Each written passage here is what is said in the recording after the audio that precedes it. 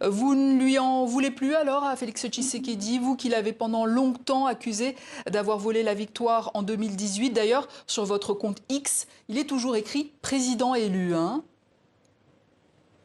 Mais je suis toujours président élu, on ne change pas des choses qui ont été établies et décidées par le peuple. Monsieur Kabila, Monsieur Nanga et Monsieur Tshisekedi se sont complotés contre les Congolais. Ils ont fabriqué les résultats et ils ont donné les résultats qu'ils ont donnés. Donc ça reste, c'est éternel. Mais maintenant, il faut rester à ce niveau-là ou bien il faut aller plus loin pour trouver des solutions à la crise. Et la crise est profonde. Et cette crise veut amener à la balkanisation de notre pays. Et je connais l'histoire de ces pays. Je sais ce qui se décide pour ces pays. Je ne peux pas assister, moi, vivant, que ces pays soient balkanisés. Et c'est pour cela que j'ai pris mon bâton de pèlerin, et depuis longtemps d'ailleurs, j'ai consulté les évêques, le pasteur depuis, je les ai poussés à être à la tête de l'organisation du dialogue congolais.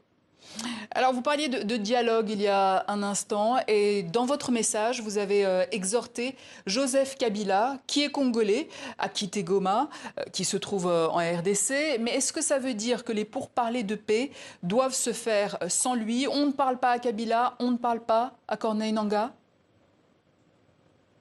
Non, mais on parle à tout le monde, à tout celui qui estime qu'il est congolais et qu'il est patriote.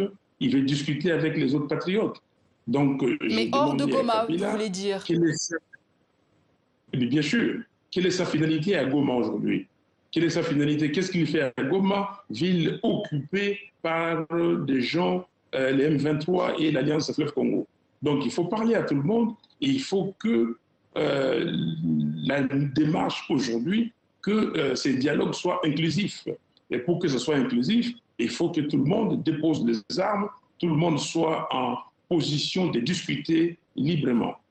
D'ailleurs, dans une interview, le président de l'instance de régulation des médias, le CSAC, dit qu'il veut interdire aux médias de relayer les activistes de Joseph Kabila.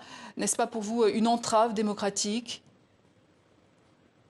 Oui, mais tous ceux qui entravent démocratique ne sont pas d'accord. Il faut laisser les gens libres, parler, dire ce qu'ils ont à dire.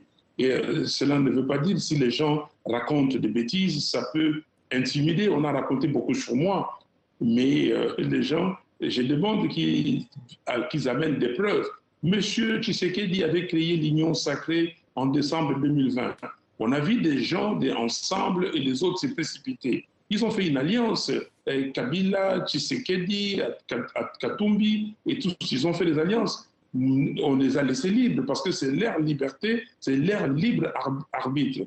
Je ne suis pas d'accord pour la restriction des libertés des paroles, des libertés individuelles. Il faut laisser les gens parler, mais la vérité est têtue. La vérité finit toujours par triompher. Notre célèbre artiste musicien Kofi Olomide avait dit que le mensonge arrive par l'ascenseur, mais la vérité arrive par les escaliers, mais elle arrive. Et la vérité finira par triompher. On parlait d'accord de paix, justement. Il y a un deal, minerai contre sécurité, qui est en train d'être négocié entre Kinshasa et Washington. Qu'en pensez-vous?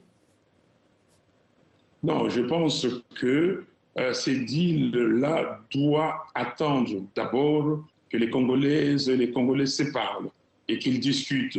Et on ne peut pas faire un deal entre le Rwanda et le Congo et oublier les autres pays de la région des Grands Lacs. Les Grands Lacs a une organisation qui s'appelle la CPGL, Communauté économique des pays des Grands Lacs. Il faut plutôt revitaliser cette organisation que de faire des deals parcellaires qui vont énerver d'autres pays de la région et que ces pays vont encore prendre les armes contre les Congos. Et nous savons ce qui se passe à Ituri. Donc ce n'est pas fini avec les autres pays. Donc nous disons oui, les minéraux du Congo peuvent être exploités par des compagnies étrangères, ce qui est tout à fait normal, mais des sociétés, on crée des sociétés de droit congolais, on exploite les minéraux avec le partenariat gagnant-gagnant, et non que le minerai du Congo aille dans un autre pays, le Rwanda en l'occurrence, pour qu'eux ils profitent de la valeur ajoutée. Nous disons non. Et justement, est-ce que vous ne trouvez pas qu'il y a trop de processus de paix simultanés et non congolais, en l'occurrence, le Qatar, Washington, Lomé aussi? Nous avons signé une déclaration commune, d'ailleurs, le 30 avril dernier, et nous avons dit qu'il faut fusionner tous ces processus. Lomé, donc l'Union africaine, le processus de Kinshasa, Doha, Washington, il faut les fusionner et nous sommes d'accord avec le positionnement du président Faure Gnassingbé comme facilitateur, avec ses 5 co-facilitateurs, les anciens présidents africains, les 5 anciens présidents africains, et avec la médiation de l'ECC et la CENCO ici localement, les églises chrétiennes du Congo.